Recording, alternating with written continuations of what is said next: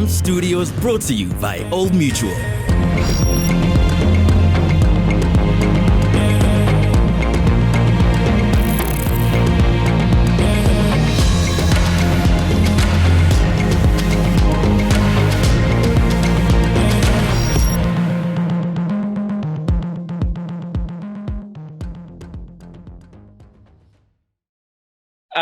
I'm absolutely thrilled and delighted to be speaking to an iconic musician who has a CV that is absolutely enormous. If I may just run through a couple of names. She's worked with Najee, she's worked with Steps Ahead, best friends with Wayne Shorter, toured with Peter Gabriel, has currently got a super group called Osmosis, and I had the joy last year, and I must say, yes, call me a groupie or whatever, to work with Rachel and her husband, Omar Hakim, in Malta. And that's how this friendship came about. And I'm thrilled and delighted that you're speaking to us today in Cape Town, South Africa. You were supposed to be here, and we'll still honor that, but a thing called COVID-19 got in the way. So this is the best option. And Rachel, thank you for honoring Music Exchange in its 10th year. Delighted to have you with us, talking about music, your life, your influences, what you've done right, what you've done wrong, and just to look at everything from a global scale, because you are in the mecca of music. As you say, you live in New Jersey, but you're very close to New York. So thank you. Oh, thanks, and happy to celebrate 10 years with Music Exchange. I think you guys have a great mission, and I'm really excited for the next 10 years, and I'm glad that Omar and I are now a part of it, and it's a great global exchange idea. So this is a really cool interview to be a part of. And we're in New Jersey now because of COVID, and we're also located in Brooklyn, where we also have studios there, which is kind of interesting. But this has been a real great place to be during the COVID thing, now that everything's remote. Speaking of everything being remote, how have you and your husband, and people will recognize the name Omar Hakim, how have you adapted to this new reality of working, producing, and being creative in this different space? Well, at first it was a shock. We were actually in Thailand on February 2nd. And right before that trip, we had rescheduled our flights to avoid Shanghai, obviously. And then it seemed like the virus wasn't going to be in America. So it started out pretty slow. February, March was okay. But then mid-March, they realized they had to lock down New York City. And that was not anything we've ever seen. 9/11 was bad, but it was only the downtown area that was shut down. South of 14th Street was really bad, but this was like everybody had to be locked in the entire city. And for New Yorkers, that's not that easy because the apartments are small, and people were really afraid because all of the gigs were canceled. For us, we were supposed to go to the Blue Note and Shanghai for jazz tour, so with Osmosis. So that just was the first tour that got canceled, among some gigs in New York City that I was supposed to be doing at Smalls, and that was just April. So a lot of musicians were horribly impacted, like even worse than us, because they were locked in a little apartment. We got to escape to New Jersey, and we're on a lake, and it's really pretty. So I can't really say that it was hard for us. And, luckily we're also both, really close, happy marriage, which is good, and happy musicians too. So, we definitely binged out on Netflix, and, that was fun. And we also worked on some music. We did some live broadcasts. We did a broadcast for hospitals, New York City hospitals. Actually, I think, it was New York City hospitals. That was nice. It was called Music for the Soul. And then we did Live from Our Living Room. And we did Omar and I played duo with Adam. We played with Omar and I here, and then Adam Holtzman at his house, we did a kind of experimental broadcast for New School. So that, and then we've been making plans more than anything. You know, it's been a bit of a relaxation time in some way. You know, you in the introduction, I mentioned you're a double Grammy winner, and people who are out the industry, we look at it as the pinnacle of success. What did it mean going back to when you won those Grammys? Was that the stamp that you wanted from your peers? Was that something growing up that you, when you got into music and the creative industry, that this is the zenith, I've won a Grammy? Or does that push you on to be even better? That is a great question, because when I was in growing up, all of us want to win Grammys, right? And it's interesting because I wrote the song Tokyo Blue with my friend Najee, and that did get a Grammy. So, but it was his record. So in fact, it's kind of like more his Grammy, although I think the Grammy committee will give you like a plaque, you know, but you don't get the actual statue. So, and then the same thing when I worked with Wayne Shorter for High Life, I did all the programming for that, and I played piano and keyboards, and I did a tour, and I put the band together for the tour, and that was pretty fun.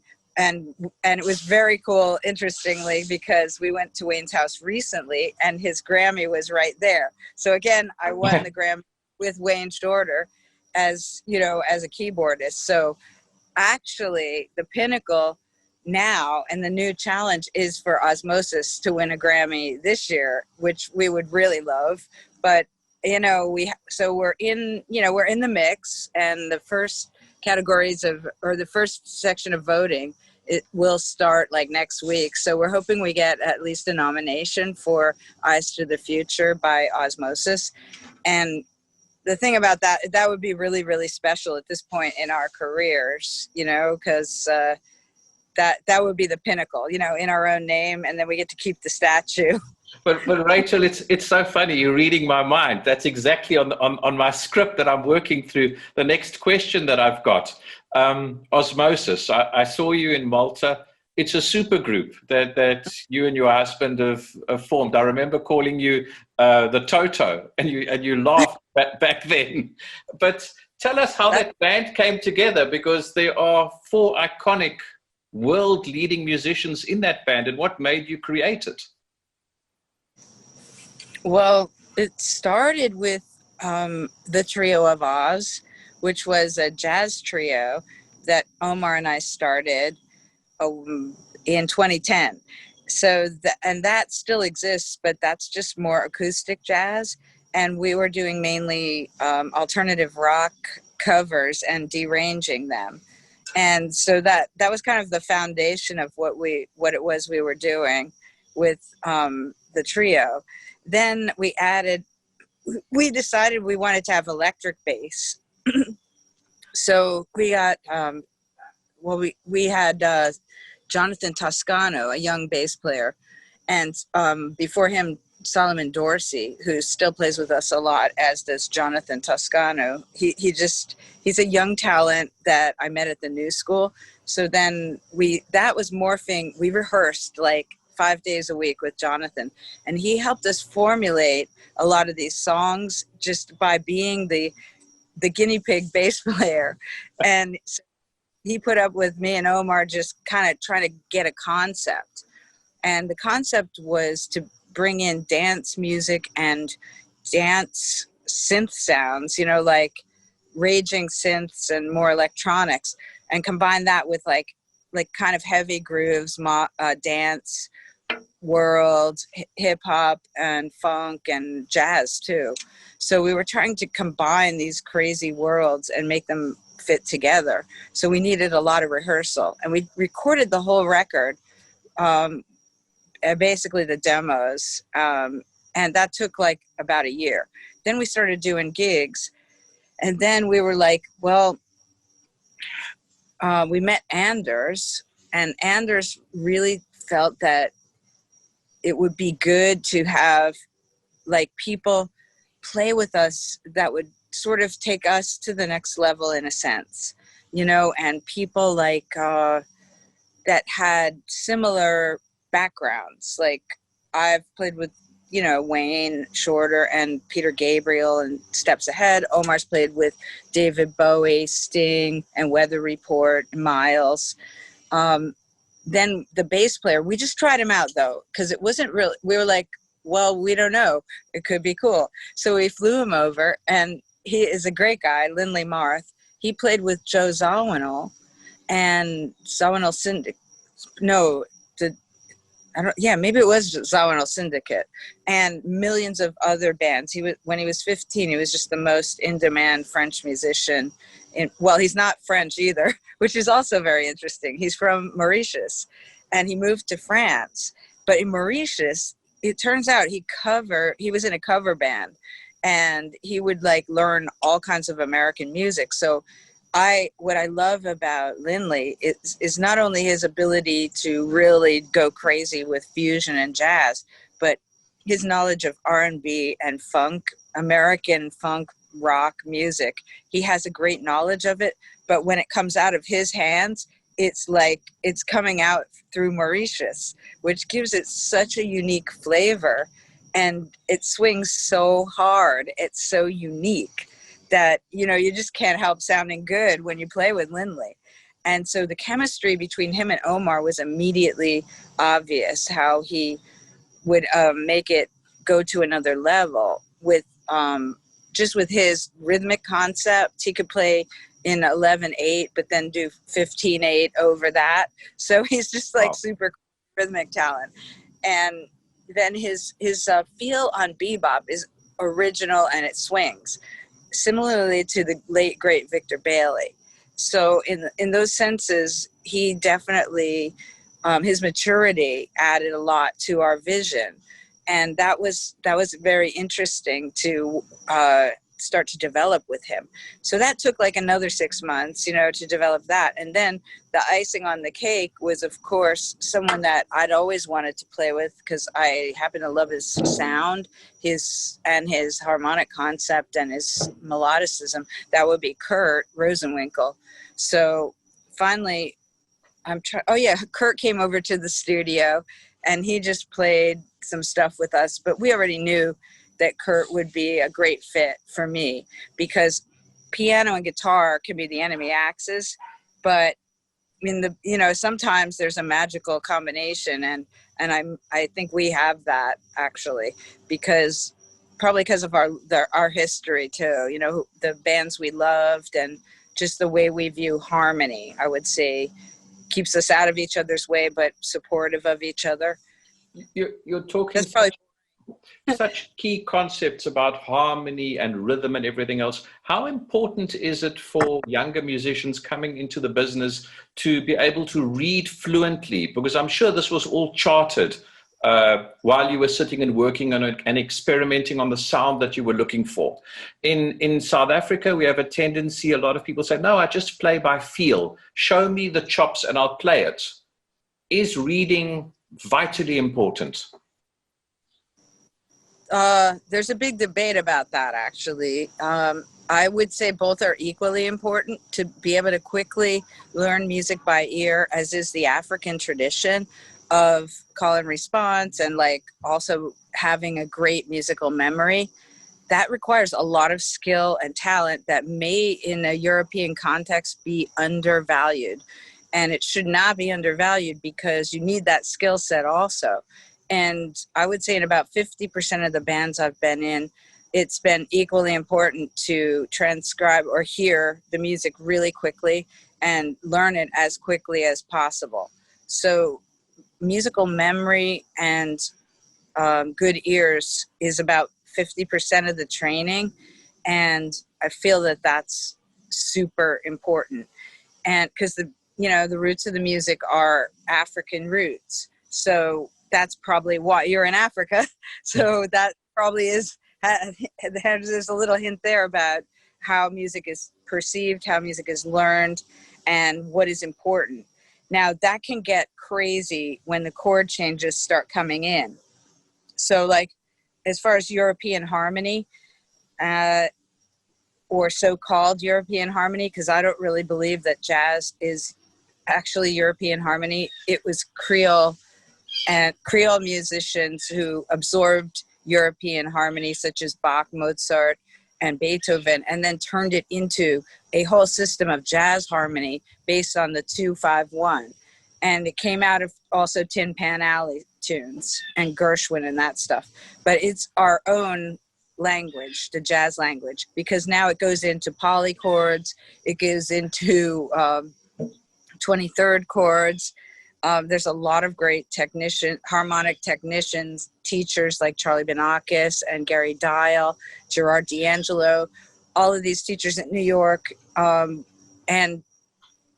people like Wayne Shorter that formulated, Wayne and Herbie, I would say, Monk in his own way, and they've formulated their own harmonic language and how to deal with the 2-5-1, how to expand upon the 2-5-1, such as cycle 3, like Coltrane.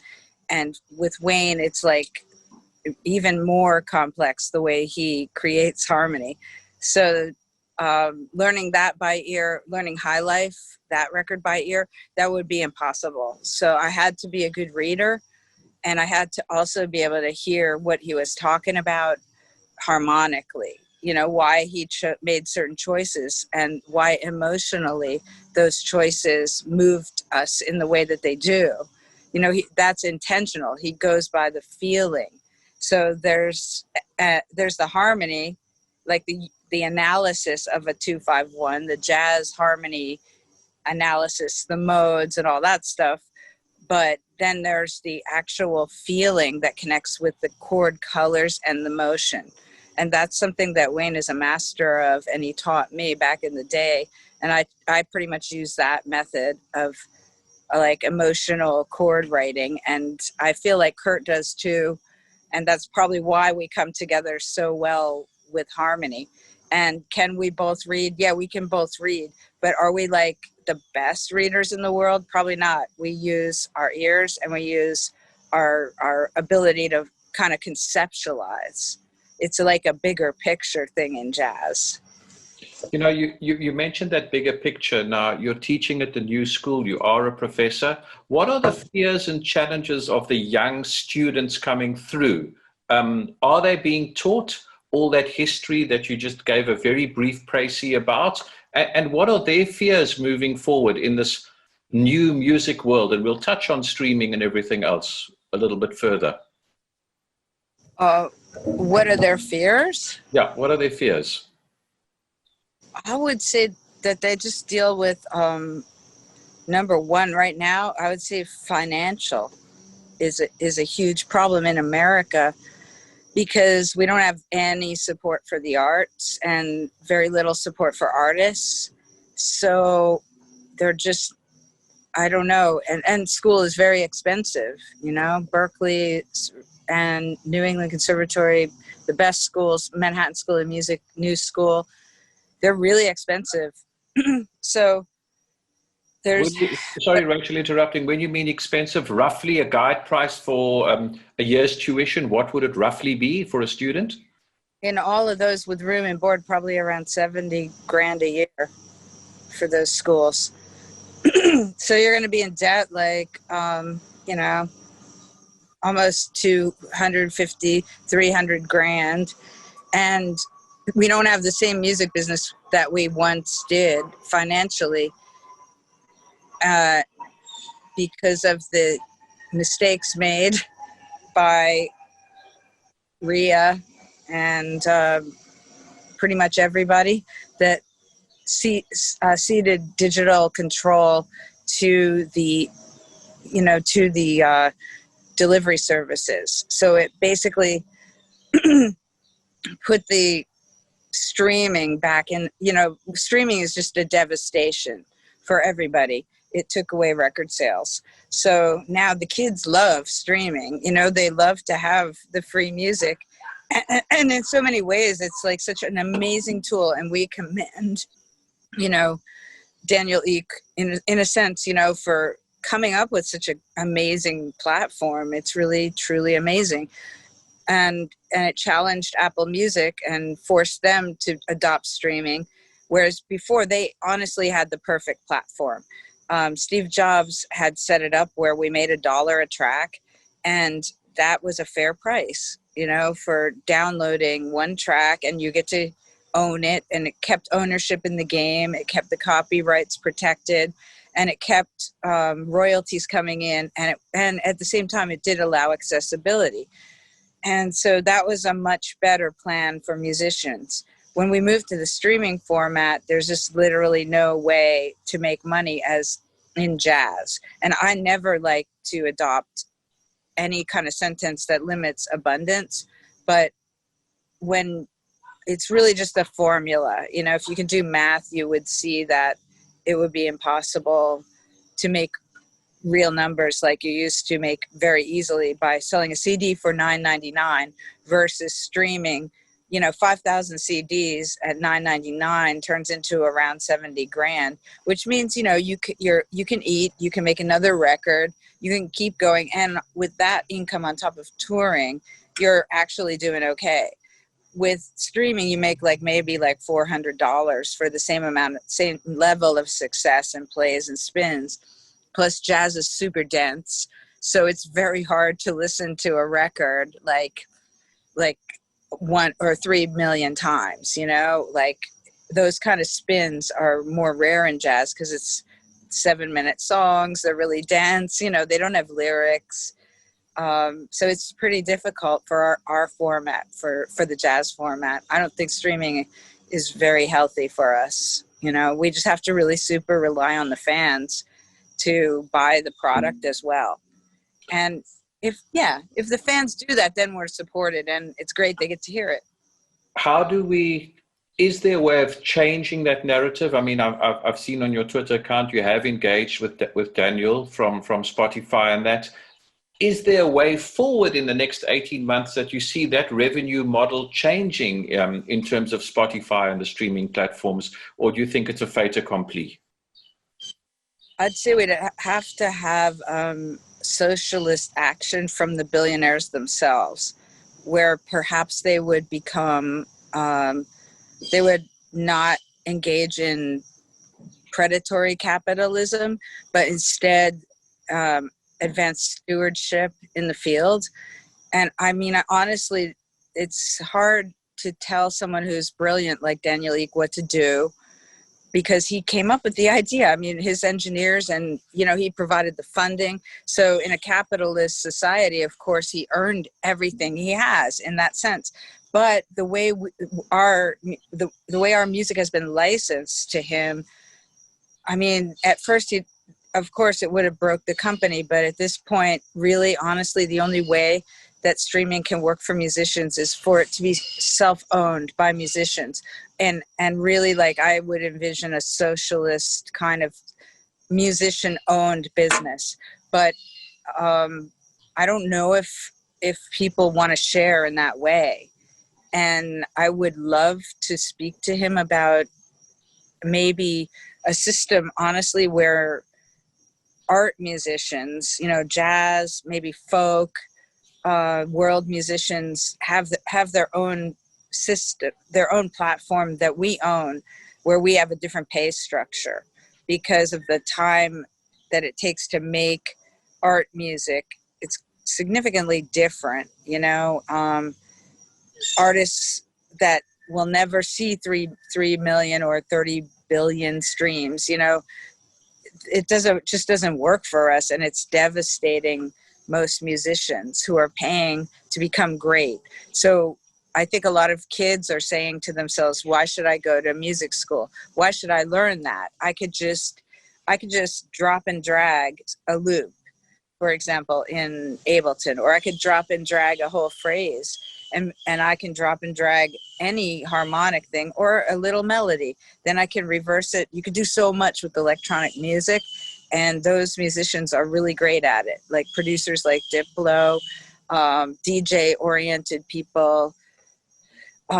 Pretty much all of those people are super good at manipulating existing clips. So their time investment is different. But for people that have to practice 8 hours a day to learn, and a band that has to write music together and rehearse. It's a different level of I don't know, not commitment, because electronic musicians, producers, DJs, they're very committed. It's time consuming also, but it's just the time it takes to make and record a live band in a studio, the cost, the time, the rehearsals, the 10 years it took you to learn the instrument. All that stuff is super important to high quality music. You talked about high quality music and the process and that. Your setup that you have, you're not just a keyboard player. You have inboard, you have outboard gear, you have Ableton. Just take us through what is there when you perform with Osmosis in terms of the gear that you are using. You want to see it? I could go down to the studio. We'd walk and talk. I don't mind if you want to. Okay. We're now going on a tour of Rachel Z's home in New Jersey. We're going through the kitchen now. No, it's the living room. Oh, it's the living room. Oh, okay. Oh, there's the doggy. Hello, dog. Yeah, she's kind of crazy. All right, let's see. This is a real treat to be able to go into someone's studio. This is funny. To ask a question, oh, well, I'll show you.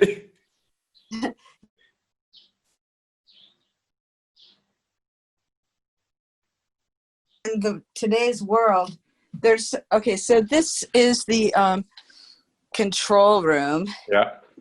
And this is like Omar's, we have focals. We have these lovely manly force preamps. Can you guys see them? Yes, we can see them. Yes. An S3, Pro Tools Dock. This is the new Mac, the Avid Matrix. Yeah. So this is like some. It's basically like having the. You probably heard of the Power Station. Yes. He basically has that level of gear, and he's a super killing engineer, believe it or not. So Omar is like super pro at everything, and he loves the studio, which has been a successful thing for him. That's his drums. The Pearl Signature Series. Yeah, these are I think they're pure, this kit. And let's see, for geekheads, right? Yes, so geekheads. This is Pearl, reference pure. I don't know if you can see the tag. These are Earthworks up there. They are super amazing mics. And this purple snare, that's the that's Omar's second signature snare drum, and the little one is the 13-inch. His very first signature snare. This is kind of fun, right?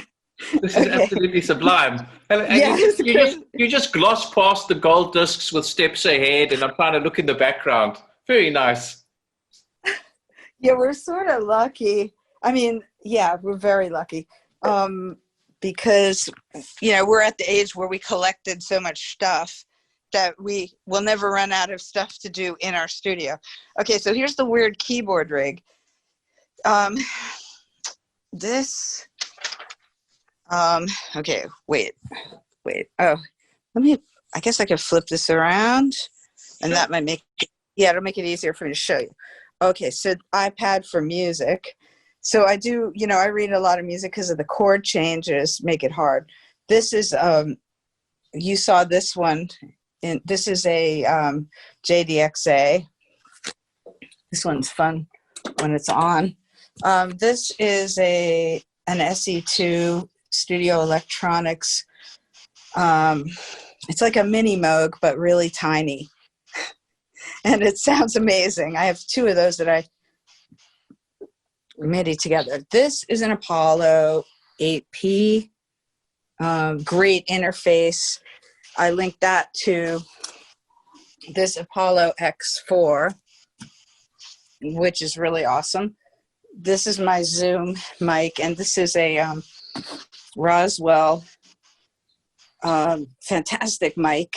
Amazing. And then these are my weird controllers. That's a Cuneo.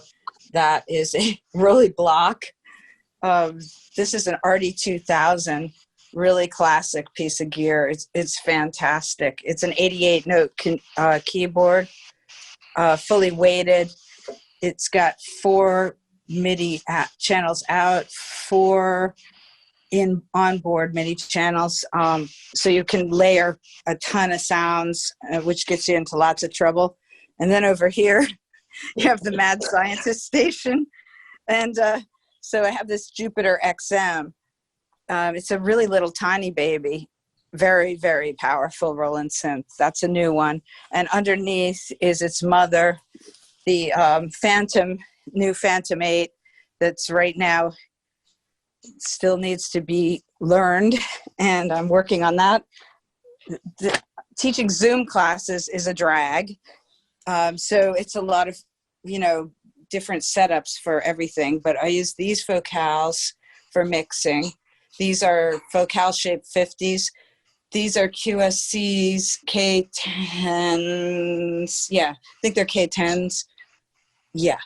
K10s, that's for live, and they're really loud and very powerful, 1,000 watts a side. You can really drown out anybody, which is excellent. When you play with guitar players, definitely, folks, if you're playing with guitar players, use K12s. They're louder, more low end. You can really wipe everybody out. It's a lot of fun. The Shape 50s are nice because, as you see, I have okay, this triangle, Omar, being an engineer, it's like a 36-inch near field monitoring triangle. So that's kind of relevant if you're mixing. And since I'm getting a master's from SUNY Purchase in studio production engineering, it's called studio composition. It's a lot of trying to get the finer points of recording together and studio work together, getting those things down and understanding what makes a great mix, choosing the right tools and everything. So Omar set this up with as a reference system, which really, really has helped me become a better engineer. And I have my first EP, electronic music EP, under the name of Luna Lagos, is going to come out pretty soon, as soon as I get it mixed.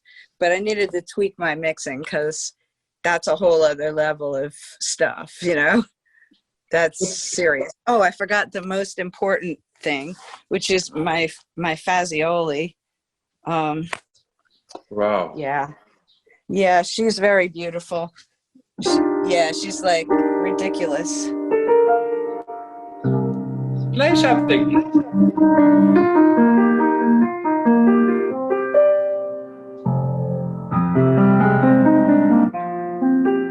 Yeah, so it's like super sweet. When, Yeah, this is like a Ferrari.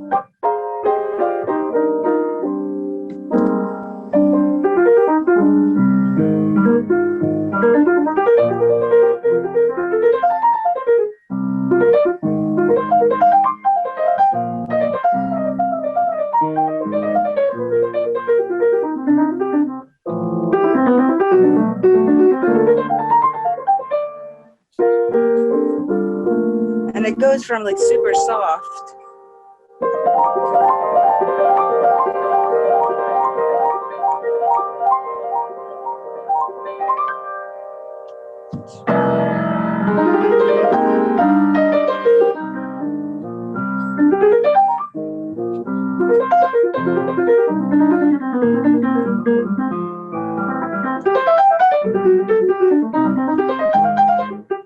So it's definitely like they just redid my action, and this piano is only like about 4 years old, so it's really working great.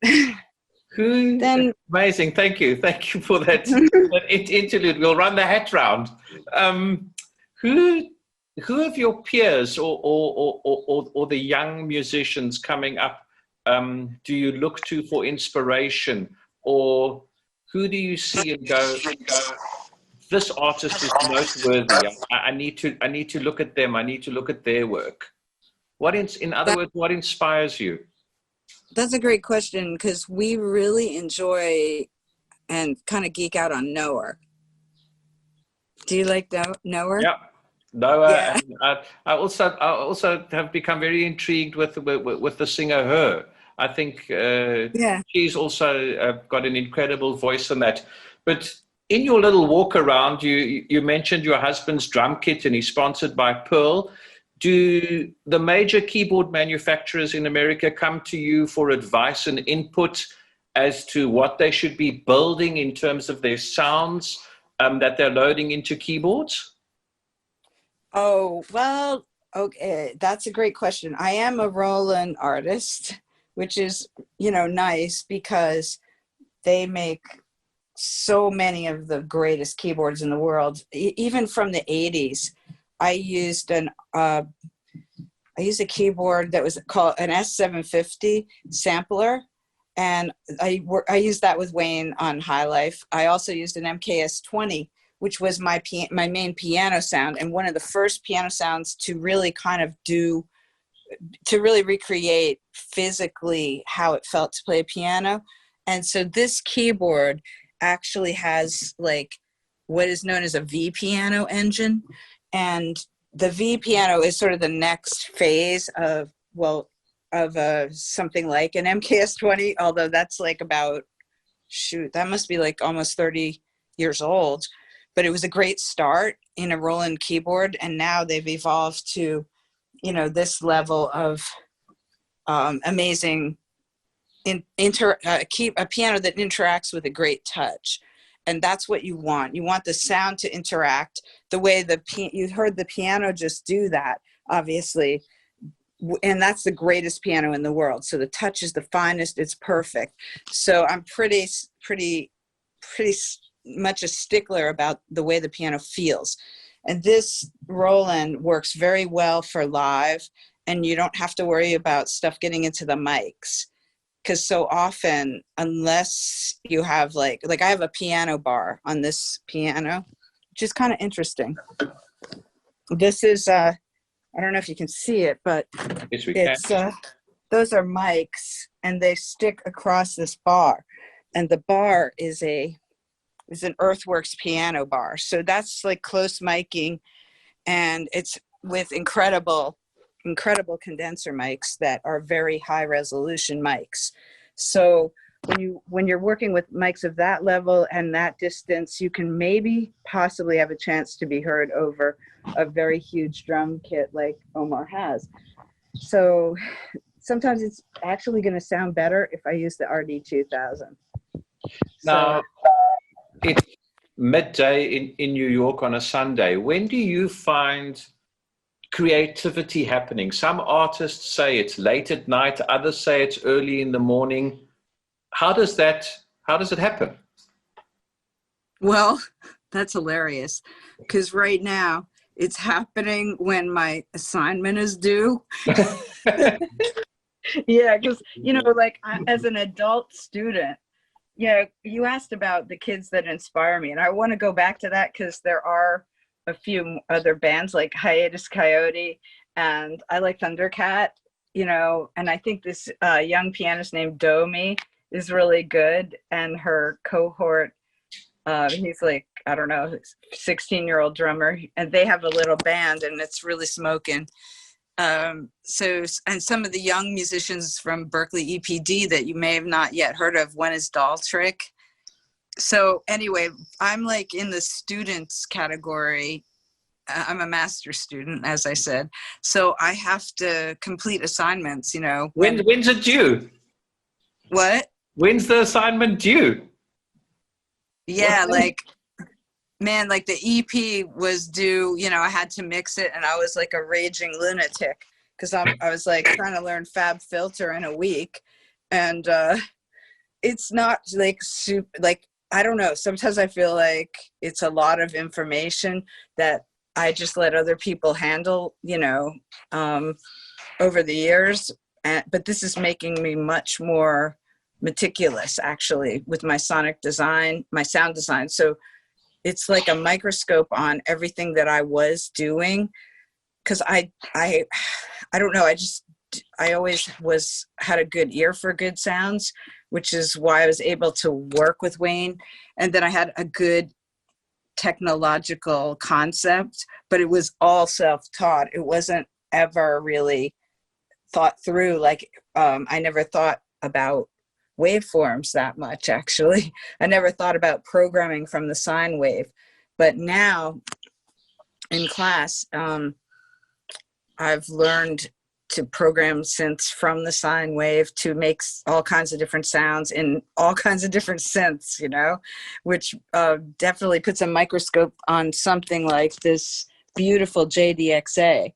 One thing that's fantastic about a JDXA is that you have all of the components on board, which just makes it's a DJ's dream, in the sense that you can do a lot of sample and hold and crazy weird sounds, but it's also very sophisticated in the typical Roland way, where they combine digital and analog oscillators and filters, and you can route things in different ways. Similarly to one of the old synths I used to have, which was an Oberheim Matrix synth, and it was like Oberheim Expander, which was like based on a matrix system. So that, and then you have like this that is just like basically a pure analog synth. And similarly and interestingly, in the computer lives analog modeling, so you might have a mini Moog in your computer. Like I have a synth called Diva, and that lives inside the computer, and I've been learning to program that on a deeper level. It's a beautiful axe. My teacher, Jakub Czapinski, he's a mega genius. He's crazy. He knows everything about electronic music. He's a madman. He can do controllerism. And furthermore, he's like an orchestral composer, film composer, and a great pianist as well. So that mad genius, he's helping me get to another level. And it's hilarious because I just can ask him any question, from like, how do you score strings, to like, how do I play this thing? Wow. And he's pretty crazy. So that guy, he's very helpful. He's responsible for a lot of these notes that I have laying around. MIDI comp, you see Jakub, you see studio engineering notebooks. So I'm just trying to keep this information together and process it. Yeah, so that's my inspiration, is just basically getting my butt kicked by technologists, starting with Daltrick and Laura Escuda. She's an amazing technologist as well, from California. She was a technologist that worked with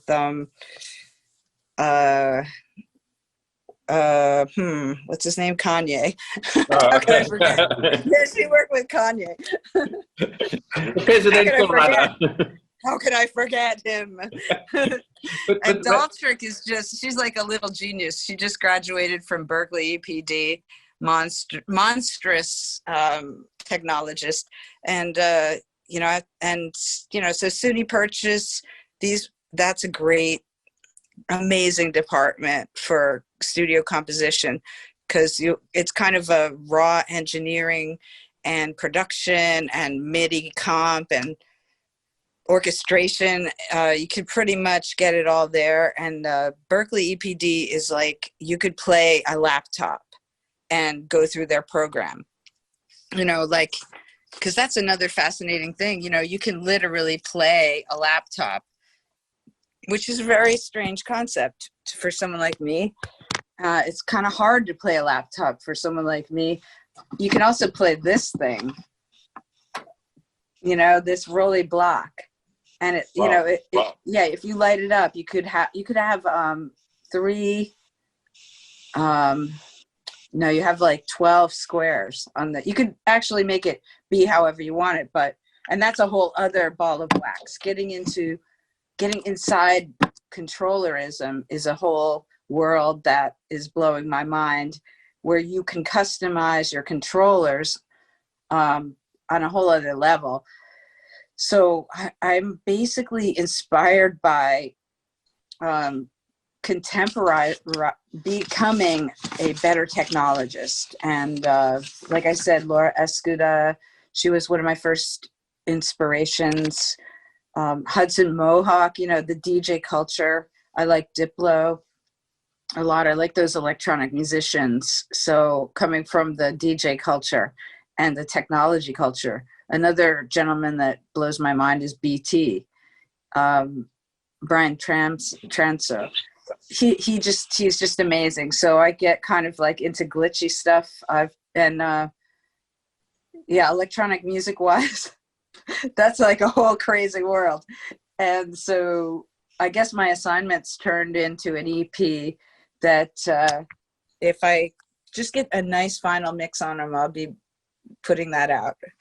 That was long-winded, wasn't it? No, I'm absolutely honored to be shown your guys' private space and your home studio and working, which leads me on to New York is everything, the greatest theaters, the greatest this, the greatest that. What, if you're not working in your home space, what studio do you like to go into New York and work? Where is that space? Is it SIR Studios? What is it? To record? To record, yes. Yeah. Well, we kind of we did record at much of the Osmosis EP at Power Station. You know, Power Station at Berkeley, New York, as it's now called. And we were in OA, which was dope. And I wish I had some of those pictures, but the main, probably for those of you that haven't been there, you've probably seen pictures though, because it's like in many great movies. I think Let's Dance was recorded in A, if I'm not wrong, but it's just a classic drum room. It's wood and it's round-ish, and it's got a lot of booths, so it's got good visibility. That's one thing that we're working on here. We need more room to create more visibility. So that's a fantastic studio. I've worked in a lot of them, Right Track, Quad. I've worked in Sky. I forget. It's like a while since all the studios have sort of gone offline. Going back to most of my records, yeah, I did most of my records at what was called Avatar at the time, but is now the Power Station. Classic. Going back to you gently brushed over Osmosis. How did you put that whole project together in terms of publishing, funding it? Because it's your own project. You didn't go out to a record company and say, sign us. You've done it all internally yourself. If you could sort of see how you put it together. Well, yeah, that's a great question.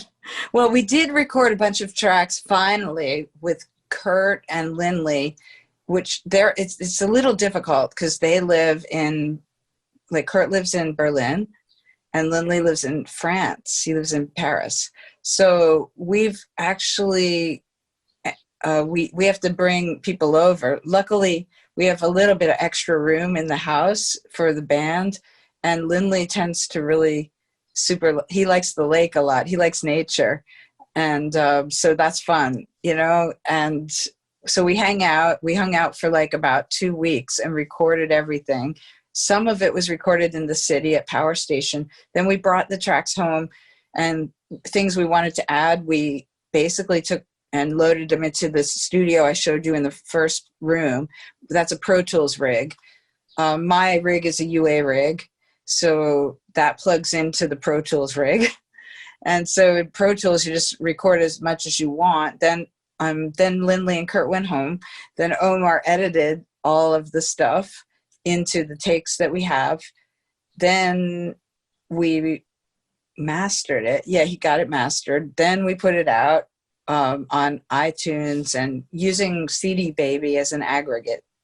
And so that is a super effective way to release music. And also we printed up some CDs of the EP and we sold all of those. We went to Korea and Thailand and we had products. So that was fun. We just sold a bunch of CDs, which I like doing because even though they may be just like kind of a collector's item, they, they give us a chance to sign them and, give them to people. And then recently I just registered, I'm a NARIS member, so I registered our CD, put it in the hat for a Grammy for this year. And so that's kind of where we are with the first half of our project. And yeah, it is a lot of work when you're doing it yourself.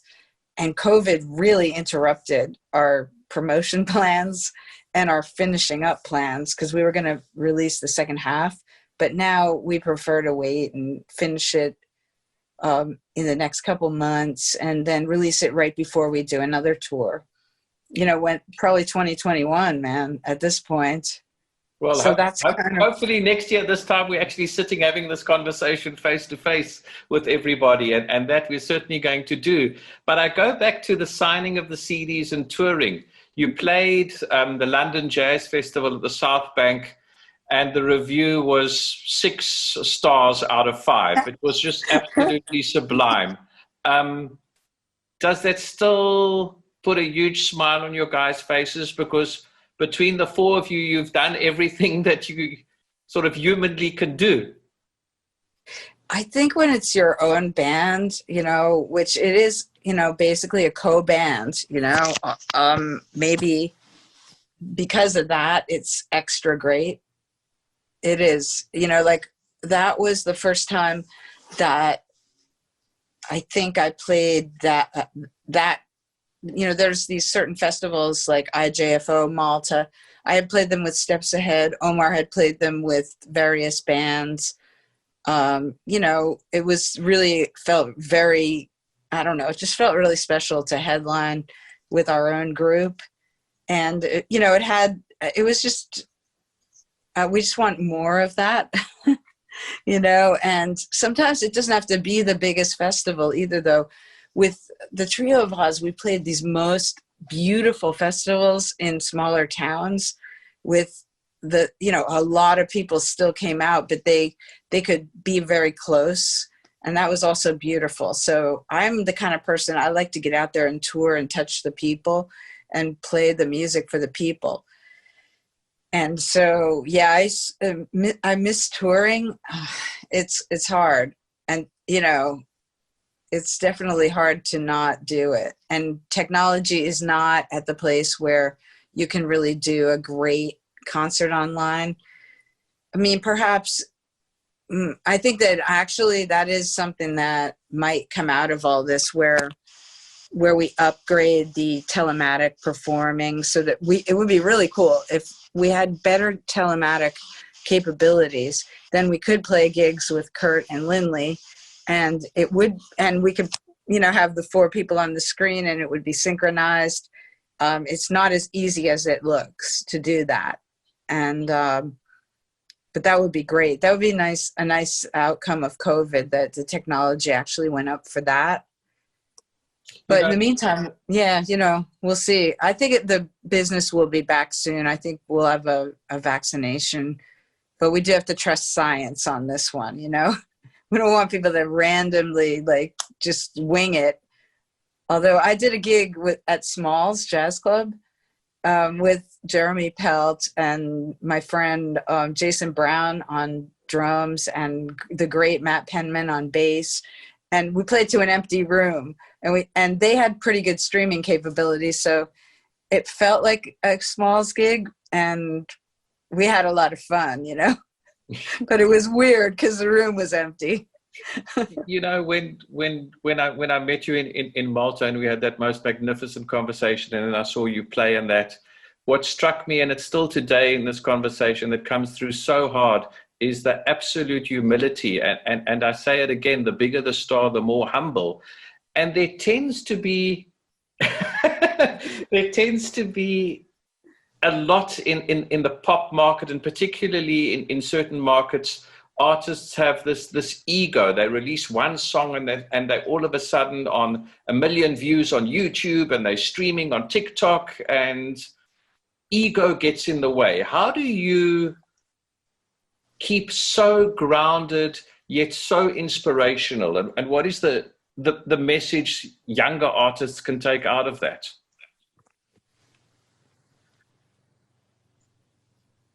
If every aspect of your life becomes a process of growth, then you are in a yoga. Yeah, it's kind of like stuff like that, you know, relying on higher power and the humility that comes when you realize that I personally am not in control of this stuff. You know, it's, if you're an electronic musician, you gotta believe in God, because it is a miracle if the stuff works.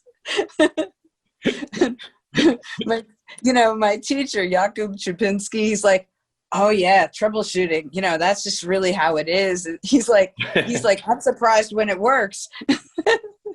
So yeah, I think higher power, and you know, that teaches you that meditative process of understanding that there's things bigger than you. You know, jazz musicians historically, we go through a lot, you know, there's addictions that happen in our field. You know, people are suffering with a lot of pain, underappreciation, financial problems. So at many points, you learn that if you turn to the higher power and the creative source that unleashes the flow of good things in your life, and you respect where the gifts come from, then you can pretty much count on staying humble. And just when you get cocky, you do get slapped down. So it's good if your soul is here for growth purposes and that's your mission, then you're definitely not going to get away with cockiness. And for me, that's definitely the case. I usually get smacked down pretty quickly if I start feeling myself. So I take that as God's message that I need to breathe and be more humble and stuff like that. So it's an actual process for me. Like I told you last night, I was going through some stuff. It's actually unrelated to music, but definitely related to COVID and some projects I'm trying to do to that are financially related. I deal in some real estate actually, and I deal in artist housing a little bit because when I played with Peter Gabriel, I was able to purchase real estate and buy a couple buildings in Williamsburg, Brooklyn. That established me as a landlord. That's been a very interesting thing to be during COVID because it brought out the need to change how much I thought I needed to feel good about my money situation. I'd just like to reach out to all entrepreneurs in the world right now regarding capitalism that has gone out of control. And I would ask for people to evaluate how much you really need as a landlord, as a billionaire, as like whatever business you're in. Can you not share with other people? You know, like especially right now, because if everybody who is at the top or doing better than someone else, like in music, you know, I'm doing well. And so as a landlord, I need to share that. I need to help people. And so I was able to give artists grants, and I was able to quickly make several people comfortable. I couldn't make everyone comfortable, but the concept, I'm being forthright about this because I think the concept is, when do I have enough? And people don't look at it. They don't look at that, and they don't take care of other people. And right now we need to. And that's where you have to trust that God has your back too, because some people use money to just feel good about themselves, and it's their only thing. And then it becomes money, money, money, money, money. and that will just lead us off a cliff, you know, just as in the world. And so that's why the things that I was going through that I had to pray about last night to be able to do this interview, I found it really interesting because I had to think about why I want to create what I want to create.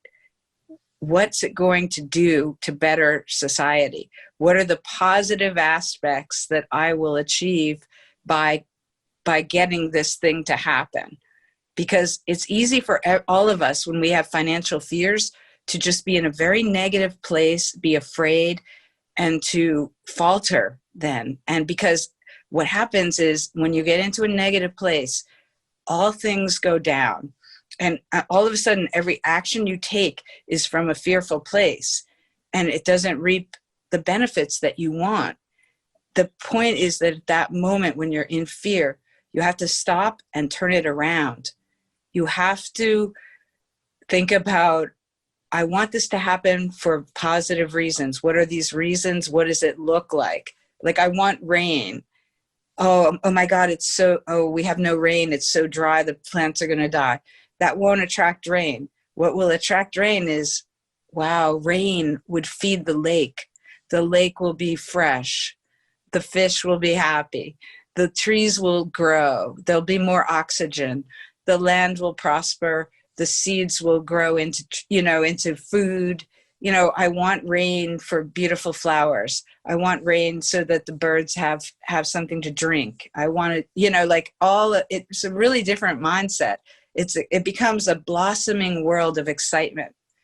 But when so that kind of mindset, changing the mindset, like it happens on tours. Oh, my gear didn't work, and you have to sit there and you have to like keep a positive mindset. I want all of this gear to work so that I have a great show. Every challenge, it's why do I want it? Why do I think I can have it? And what do I hope to get from it? It's like the law of attraction. It's super important because then you can really share, Yeah. I hear you loud and clear, and it couldn't be a more concise and more beautiful message. I'm so thankful for the hour and a half. It's just sort of flown by. A couple of closing thoughts. Venues in New York that you've played have got that special feel that you go, this room is just so magnificent. If you are traveling ever and you get the opportunity to go to New York, you need to sit in this room. Is it the Blue Note? Is it Birdland? Is it Radio City Music Hall? Is it the Apollo Theater? Wow, great question. I personally, in New York? Yeah, your favorite spots where you like to, when you play and you sit there and you go, this is, I'm home. I love playing here.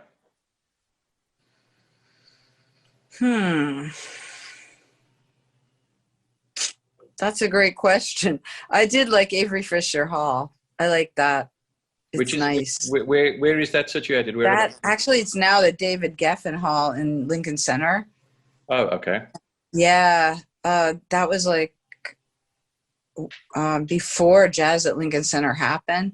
Jazz at Lincoln Center is a really beautiful room, and it sounds really good. I like that, and I like Poisson Rouge probably a lot. I would say that's a great venue for electronic music and stuff like, even acoustic. It's a great room. And I think venues I'd like to play are a little bit more like Bowery Ballroom and the Brooklyn Bowl, those kind of more rock rooms, I think, are going to be really nice for osmosis. When I saw you performing in Malta, you closed off with a Foo Fighters song. Mm-hmm. Remarkable. How did that come about? Sort of closing off our wonderful discussion. You'd never think of a a band like yourself suddenly reimagining a rock song? Well, like I said, the trio of Oz, we did a lot of Nirvana. We did, we did Death Cab for Cutie. We did Coldplay. So now with Osmosis, we do a lot of more originals because those arrangements were so deranged that it would pretty much just be like unrecognizable. So now with the Foo Fighters song, that's hilarious because Omar and I fell in love with Wasting Light, which was one of the a couple of Foo Fighters records ago, but Omar is a huge fan of Dave Grohl, and I was like, you should just call him because he's a Zildjian artist, you're a Zildjian artist, you guys might like each other. So then Dave reconnected with Omar, and they became friends, and we love Taylor too. You know, Taylor is an amazing drummer as well. So then we stalked them at the Madison Square Garden show, and then they basically kidnapped Omar and took him to the New Jersey venue the next day, and they were hanging out. And then they just struck up a friendship, and in the meantime, I had fallen in love with the song These Days, and so I was like messing around with it. And this, I think, was on a live gig in Sweden. And I'm like, oh, Omar, check this out. And I played it in 15/8. We were trying to figure out what time signature I was playing it in. And we figured out it was 15/8. And then we kind of made a whole arrangement, which came to life especially well with Kurt and Lindley, because Kurt played more with the guitar. It sounded really authentic and fun.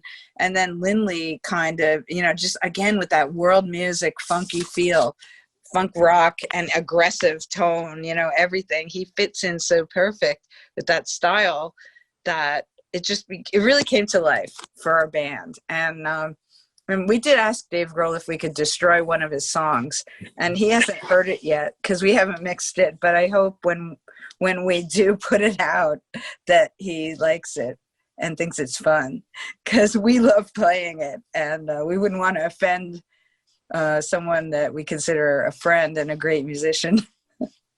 And on that fantastic note, Rachel, are there any sort of closing remarks, any areas we haven't touched off? Because it's been a very, very inspiring hour and a half, and here from Cape Town to New York, we're so grateful for the time you've given us and showing us your private space and just being so free and open. And we're going to honor that commitment, and we're going to get you back to Cape Town. I know you were here with 4664 with Peter Gabriel, and I'm going to quote from his song, "You have made it big time, very big time."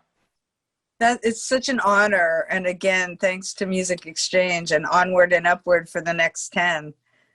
Thank you. Thank you so much, and please send our best to your husband, and have a wonderful Sunday, and we'll stay in touch. Thank you so much, Rachel. All the best. Bye.